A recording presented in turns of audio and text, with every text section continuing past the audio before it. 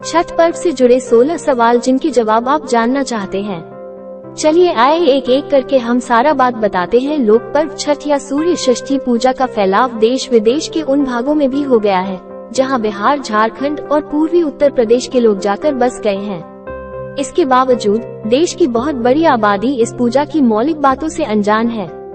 इतना ही नहीं, जिन लोगों के घर में यह व्रत होता है उनके मन में भी इसे लेकर कई सवाल उठते हैं। 1. छठ या सूर्य षष्ठी व्रत में किन देवी देवताओं की पूजा की जाती है? इस व्रत में सूर्य देवता की पूजा की जाती है जो प्रत्यक्ष दिखते हैं और सभी प्राणियों के जीवन के आधार हैं। सूर्य के साथ साथ षष्ठी देवी या छठ मैया की भी पूजा की जाती है। पौराणिक मान्यता के अनुसार षष्ठी माता संतानों की रक्षा करती है और उन्हें स्वस्थ और दीर्घायु बनाती है। इस अवसर पर सूर्यदेव की पत्नी उषा और प्रत्युषा को भी अर्घ्य देकर प्रसन्न किया जाता है। छठ व्रत में सूर्यदेव और षष्ठी देवी दोनों की पूजा साथ साथ की जाती है। इस तरह ये पूजा अपने आप में बेहद खास है। ऑल्सो रेड छठ पूजा विशेष। कौन है षष्ठी मैया और कैसे हुई इस देवी की उत्पत्ति? 2. सूर्य से तो सभी परिचित हैं, लेकिन छठ मैया कौन सी देवी है? सृष्टि की अधिष्ठात्री प्रकृति देवी के एक प्रमुख अंश को देवसेना कहा गया है। प्रकृति का छठा अंश होने के कारण इन देवी का एक प्रचलित नाम षष्ठी है।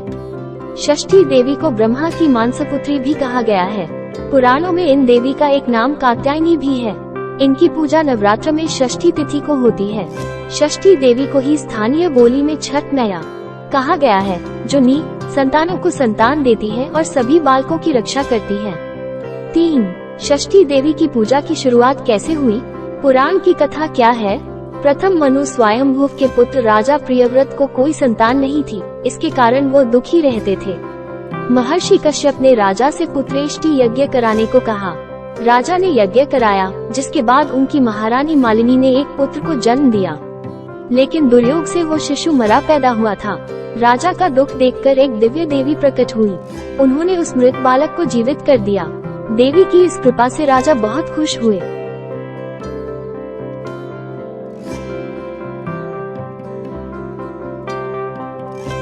उन्होंने षष्ठी देवी की स्तुति की, तभी से यह पूजा संपन्न की जा रही है।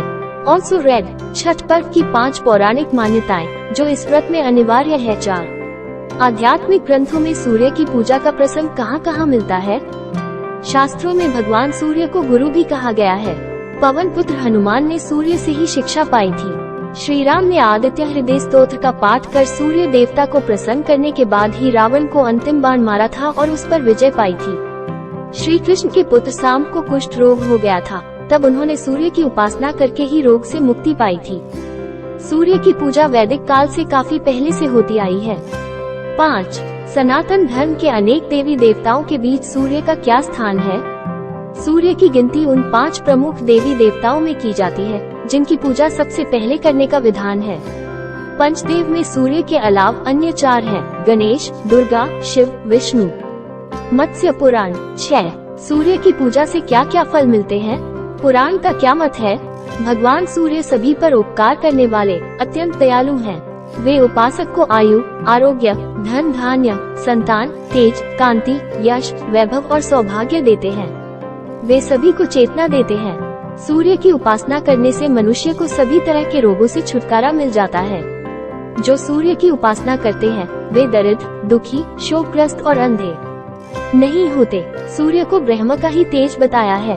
धर्म, अर्थ, काम और मोक्ष इन 4 पुरुषार्थों को देने वाले हैं, साथ ही पूरे संसार की रक्षा करने वाले हैं। ऑल्सो रेड छठ पूजा कब, कैसे और क्यों करें? जानिए महत्व, कथा और विधि। 7. इस पूजा में लोग पवित्र नदी और तालाबों आदि के किनारे क्यों जमा होते हैं?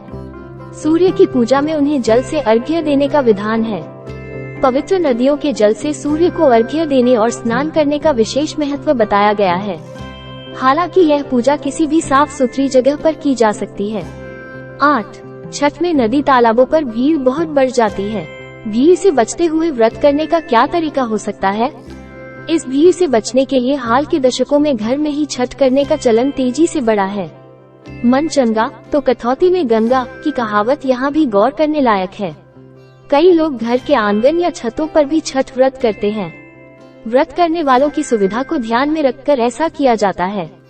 9. ज्यादातर महिलाएं ही छठ पूजा क्यों करती हैं? ऐसा देखा जाता है कि महिलाएं अनेक कष्ट सहकर पूरे परिवार के कल्याण की न केवल कामना करती हैं, बल्कि इसके लिए तरह तरह के यत्न करने में पुरुषों से आगे रहती हैं। इसे महिलाओं के त्याग तप की भावना से जोड़कर देखा जा सकता है। छठ पूजा कोई भी कर सकता है, चाहे वो महिला हो या पुरुष। पर इतना जरूर है कि महिलाएं संतान की कामना से या संतान के स्वास्थ्य और उनके दीर्घायु होने के लिए ये पूजा अधिक बढ़ चढ़कर और पूरी श्रद्धा से करती हैं। 10. क्या ये पूजा किसी भी सामाजिक वर्ग या जाति के लोग कर सकते हैं?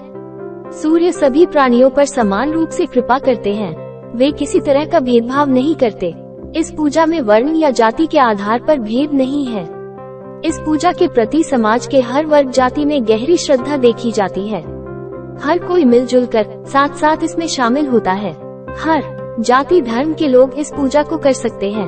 11. क्या इस पूजा में कोई सामाजिक संदेश भी छिपा हुआ है? सूर्य षष्ठी व्रत में लोग उगते हुए सूर्य की भी पूजा करते हैं, डूबते हुए सूर्य की भी उतनी ही श्रद्धा से पूजा करते हैं। इसमें कई तरह के संकेत छिपे हैं। ये पूरी दुनिया में भारत की आध्यात्मिक श्रेष्ठता को दिखाता है। इस पूजा में जातियों के आधार पर कहीं कोई भेदभाव नहीं है। समाज में सभी को बराबरी का दर्जा दिया गया है। सूर्य देवता को बांस के बने जिस सूप और डाले में रखकर प्रसाद अर्पित किया जाता है, उसे सामाजिक रूप से अत्यंत पिछड़ी जाति के लोग बनाते हैं। इससे सामाजिक संदेश एकदम स्पष्ट है। 12. बिहार से छठ पूजा का विशेष संबंध क्यों है? सूर्य की पूजा के साथ साथ षष्ठी देवी की पूजा की अनूठी परंपरा बिहार के इस सबसे बड़े लोक पर्व में देखी जाती है। यही बात इस पूजा के मामले में प्रदेश को खास बनाती है। बिहार में सूर्य पूजा सदियों से प्रचलित है। सूर्य पुराण में यहाँ के देव मंदिरों की महिमा का वर्णन मिलता है। यहाँ सूर्य पुत्र कर्ण की जन्मस्थली भी है, अतः स्वाभाविक रूप से इस प्रदेश के लोगों की आस्था सूर्य देवता में ज्यादा है। ऑल्सो रेड, सूर्य की आराधना का सबसे बड़ा पर्व है छठ पूजा। जाने इसका पौराणिक और वैज्ञानिक महत्व। 13. बिहार के देव सूर्य मंदिर की खासियत क्या है? सबसे बड़ी खासियत यह है कि मंदिर का मुख्य द्वार पश्चिम दिशा की ओर है, जबकि आमतौर पर सूर्य मंदिर का मुख्य द्वार पूर्व दिशा की ओर होता है। मान्यता है कि यहाँ के विशेष सूर्य मंदिर का निर्माण देवताओं के शिल्पी भगवान विश्वकर्मा ने किया था। स्थापत्य और वास्तुकला कला के दृष्टिकोण से यहाँ के सूर्य मंदिर बेजोड़ हैं। 14. कार्तिक महीने के अलावा ये पूजा साल में कब की जाती है? कार्तिक के अलावा छठ व्रत चैत्र शुक्ल पक्ष में चतुर्थी से लेकर सप्तमी तक किया जाता है। इसे आम बोलचाल में चैती छठ कहते हैं। 15. इस पूजा में कुछ लोग जमीन पर बार बार लेटकर कष्ट सहते हुए घाट की ओर क्यों जाते हैं? आम बोलचाल की भाषा में इसे कष्टी देना कहते हैं। ज्यादातर मामलों में ऐसा तब होता है जब किसी ने इस तरह की कोई मन्नत मानी हो। 16. 4 दिनों तक चलने वाली छठ पूजा में किस किस दिन क्या क्या होता है? कार्तिक शुक्ल चतुर्थी को व्रत की शुरुआत नहाए खाए के साथ होती है। इस दिन व्रत करने वाले और घर के सारे लोग चावल दाल और कद्दू से बने व्यंजन प्रसाद के तौर पर ग्रहण करते हैं। वास्तव में ये अगले 3 दिनों तक चलने वाली पूजा की शारीरिक और मानसिक तैयारी है।